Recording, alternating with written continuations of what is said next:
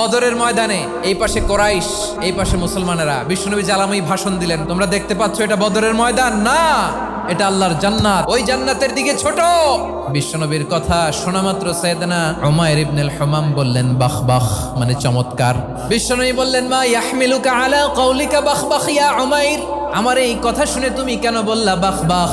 ইয়া রাসূলুল্লাহ, আপনার এই কথা শুনে আমি বড্ড খুশি হয়েছি, আর আমি প্রত্যাশা করছি আমি যদি ওই জান্নাতের মালিক হতে পারি তাহলে কতই না ভালো হতো। সুবহানাল্লাহ বলেন। বিশ্বনবী বললেন উমাইর আনতা মিন আহলিহা, তুমি ওই জান্নাতের অধিবাসী, তুমি জান্নাতি। উমাইর চিন্তা করলেন আমি জান্নাতি, নবীর মুখ দিয়ে যখন বেরোইছে ওই জান্নাতে তো আমার ঢুকতেই হবে, কিন্তু হাতে 3টা খেজুর খেয়ে যদি জেহাদের ময়দানে যাই তাহলে জান্নাতে যেতে তো দেরি হয়ে যাবে।